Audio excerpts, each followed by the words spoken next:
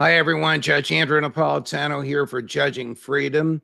Today is Tuesday, March 7th, 2023. It's a few minutes after 1 o'clock in the afternoon here on the East Coast of the United States. Our guest today is Lieutenant Colonel Tony SHAFFER, my longtime friend and collaborator. Colonel SHAFFER is the host of The Hard Truth on America Out Loud Talk Radio Network, Saturdays and Sundays at 11 a.m., and available for download whenever you choose.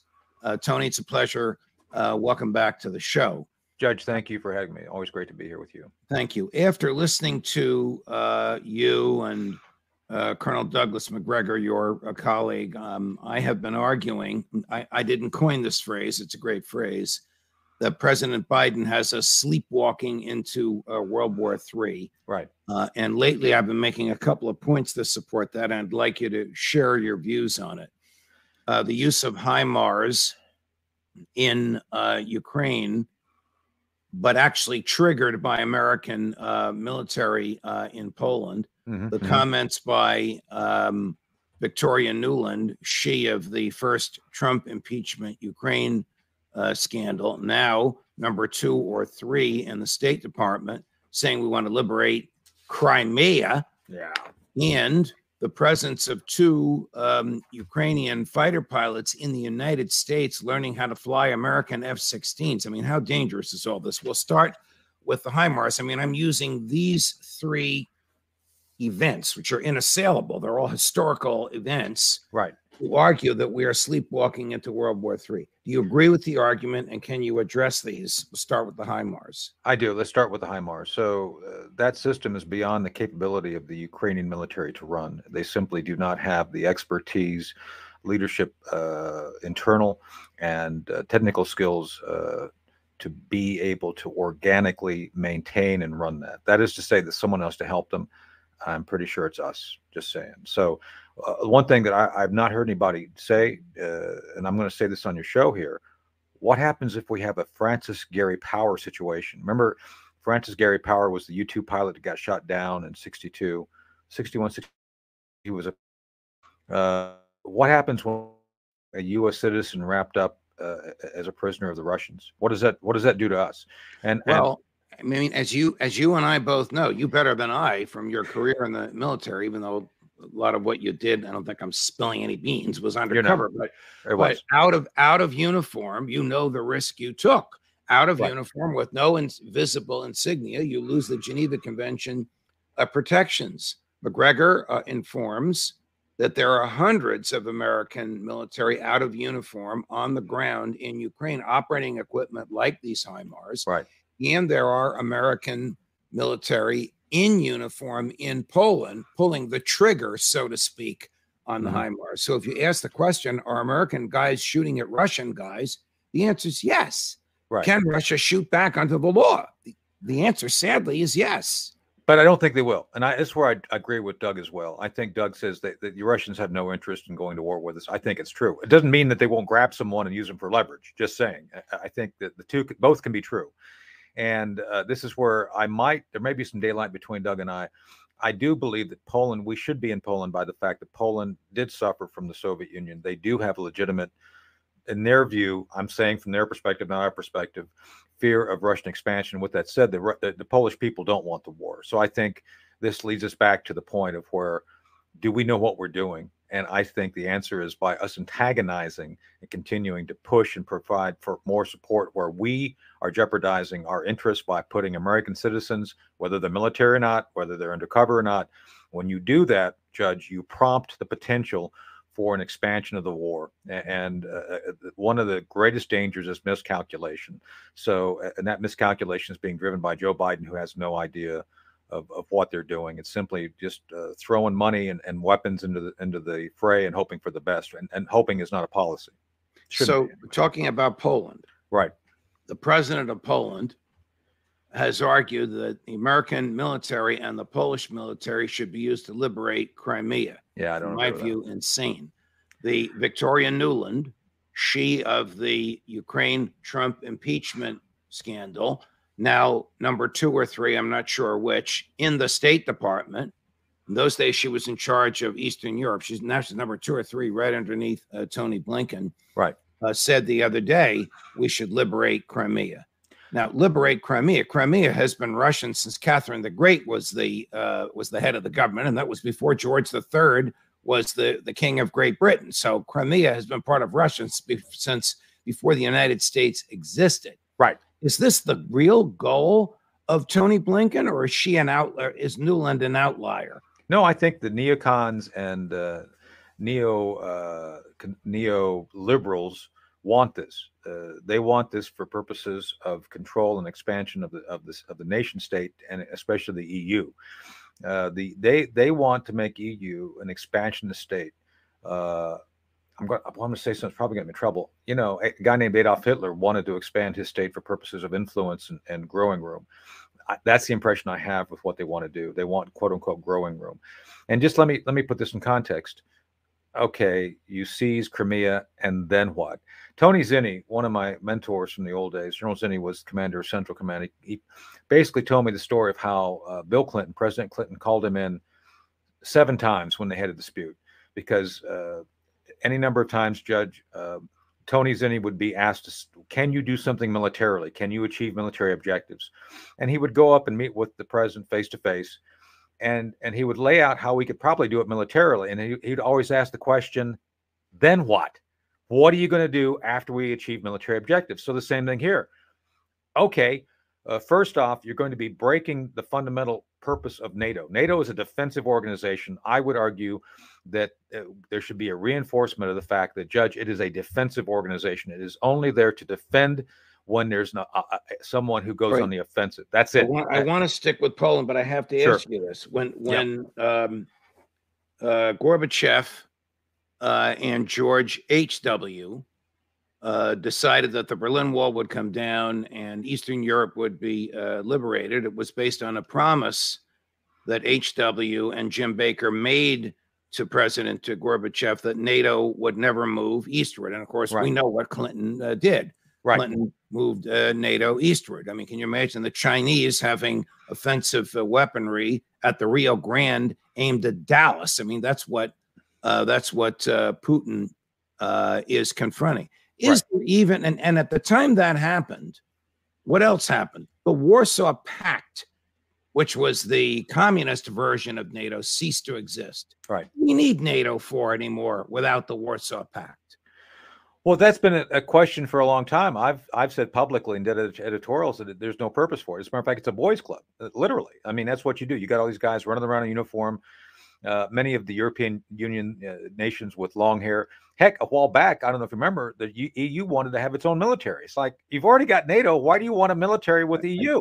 I do remember that. I do remember that. Yes. So my first question, why do you want a militarized Europe anyway? No offense to the Europeans. Anytime you militarize, you get in trouble. We have to come bail you out. We've done it like 3 times now. I don't think we want to come back for a 4th.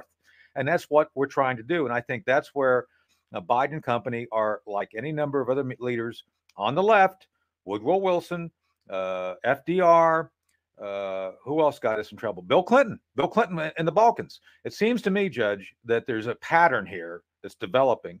Now, I know for a fact, and I know this is diverting a little bit, but I know that that General McMaster, when he was National Security Advisor to Trump, actually walked in 3 separate times and demanded that Trump authorized troop deployments to Syria. And he was like, no way.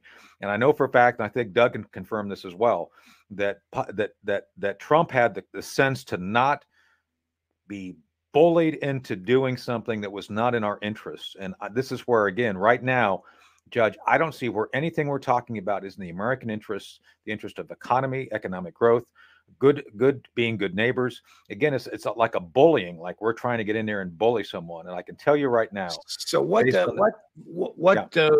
do Victoria Nuland and Tony Blinken and Lloyd Austin want? Do they want to drive Putin from office? Well, that's what Biden said. He said he wanted him out. I think, look, you remove Putin, you create the potential for shattering a very large number of Russian states. Basically, Russia is made up of a lot of states. Putin has said, I want to put the band back together, and he kind of is. So he's been trying his best to get Uzbekistan, Tajikistan, all of those stands back kind of under his control based on the paranoia you and I spoke about. They've always had influence. I don't think there's anything wrong with their influence. It's like, okay, it's not our job to tell them what to have influence or not, especially since they have a tradition of this, to include Crimea. So it's like, okay, why are we involved in that? That's not our job. We're not the world policemen. Right, and so I think that's what it comes down to. But Newland thinks we should be. They've got push their Putin own out of office. You may end up with the guy who was the president after Putin's 2 terms, and then while he was the president, they changed the constitution so that Putin could serve for as many terms. Dmitry Medvedev. What did he say last week? He said, we may have to push our troops all the way to the Ukraine-Polish border and maybe into Poland. That's what I mean. This guy's crazy and makes Putin seem like a middle-of-the-road moderate by comparison. That's what I'm saying. And then, obviously, if you have a shattered republic in the form of the Soviet Union, imagine like Libya with nukes. Imagine that. Imagine Libya, a failed state like Russia with nukes, and all the different shenanigans that go on. Trust me, I spent a lot of time studying loose nukes. I actually worked with Ambassador Hank Cooper. We worked on a team on this a few years ago. The last thing we want, Judge, are people who are willing to sell multi-megaton weapons on the black market. It's not a good idea. I don't think we want to see that. And that's why I think we have to invest in maintaining Russia, whether we like it or not, as a whole state. It's just not a good idea. Back to sleepwalking into World War III. F-16s. Now, why on earth would we be training Ukraine pilots to fly them? Joe Biden has said we're not going to give them. I guess Victoria Nuland is twisting his arm. And if a Ukrainian pilot is flying an F-16, how far can he reach with his offensive weaponry? Moscow? No. But Judge, between you and me, we've been friends a long time.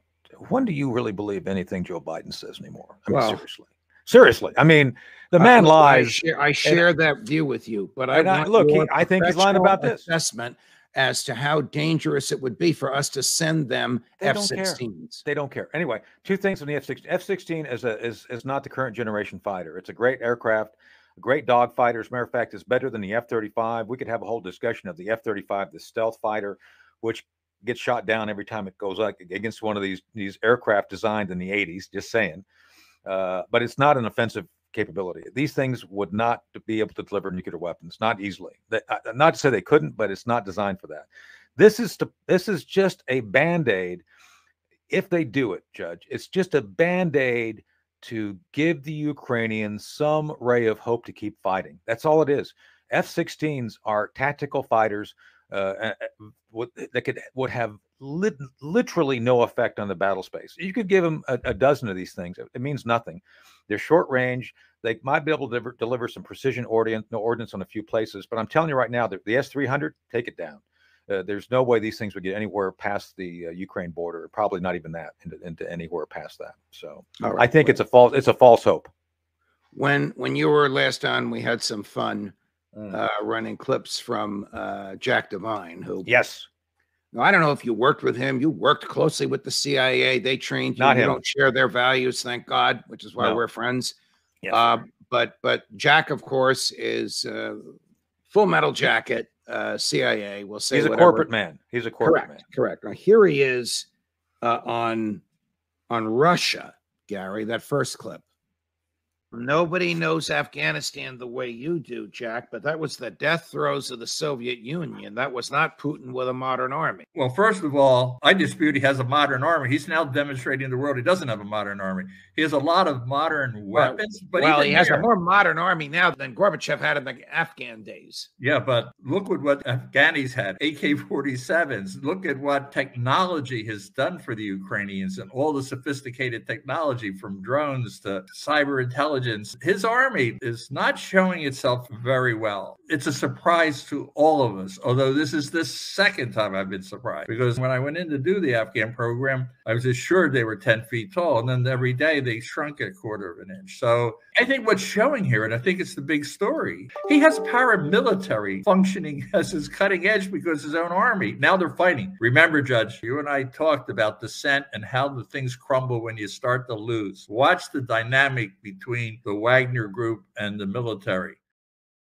Colonel Schaeffer, do you Yeah. share this negative, lugubrious assessment of the Russian military? No, I don't. First, Wagner is the semi-legal organization that can do all the dirty work. And the reason that there's conflict is because the army wants to take credit for what's about to happen, which is going to be basically wearing down and defeating Ukraine. Again, I just go with the numbers. I'm a numbers guy. I was trained as a lieutenant to examine all aspects of the battle space to include what's behind the front. And there ain't nothing behind the front in Ukraine. There's a lot behind the front in Russia.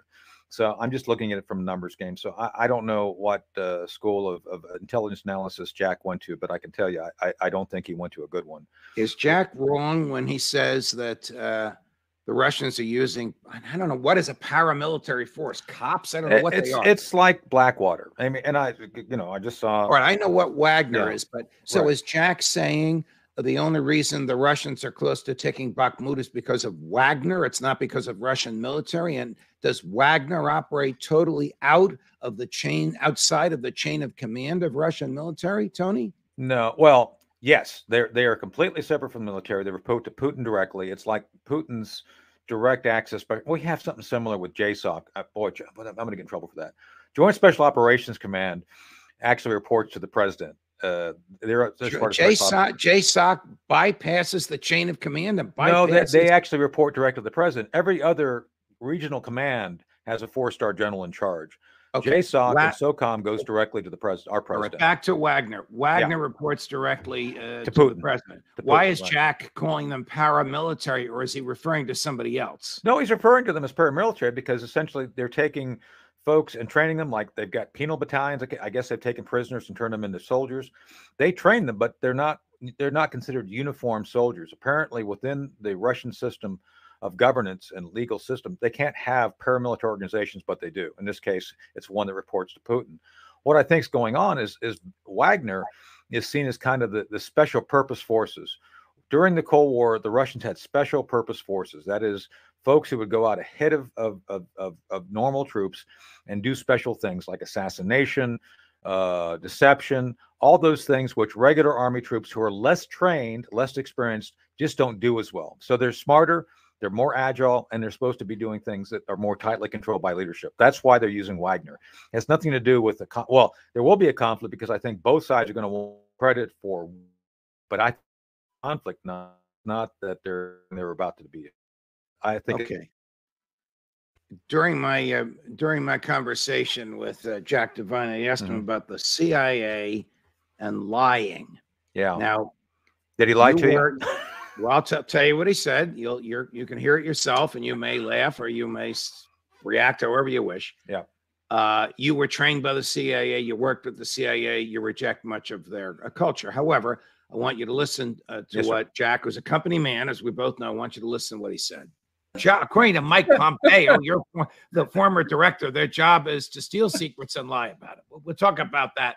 Well, let me. You put a marker down. Let me respond to that one. Go ahead. Defense. That is true outside of the U.S. and outside of the U.S. judicial system. I had a professional lawyer at my elbow for the last 15 years of my career, and I wasn't unique. I guess he's saying that they lie and they lie about it, or they don't lie. It's binary. Either you lie or you do not lie. There's nothing in between. It's like 1 or 0. You lie or you don't. So I think it's a non-denial. Anyway, no, they lie. I mean, come on. It's like when you examine what they're doing right now, Judge, do you really believe that they are even domestically trying to tell the truth about what's going on? CIA has become like many other large bureaucracies. They've become self-sustaining to their own purpose and mission, and they will do whatever's necessary to keep the gravy train going. That's what they do. Meaning they will tell President Biden or whoever receives the presidential intelligence briefing what they think the president wants to hear. Absolutely. Look, I've dealt with Tenet directly. I used to have to brief him every 6 months on some of the operations I was running because we, DOD, have certain authorities that are above even CIA's, which we just hey, go tell them what we're doing. But with that said, there's things that they can do and lie about to the American people because it's called covert action, a handful of other things that they can do. And they have special dispensation to do that, at least within what they believe they have. And yeah, I do believe they're going to say what they believe is in their interest, their CIA interests, to continue to get politicians to do that. I had a general, Bob Harding, once told me that he witnessed George Tenet lying to Congress about something going on, flat out. Well, that's a crime, whether he's under oath or not. Because he wanted more money, and basically he said, if you give me X, Y, Z, I can guarantee that this will never happen. It's like, refresh my memory. Who was the head of the CIA in 9/11?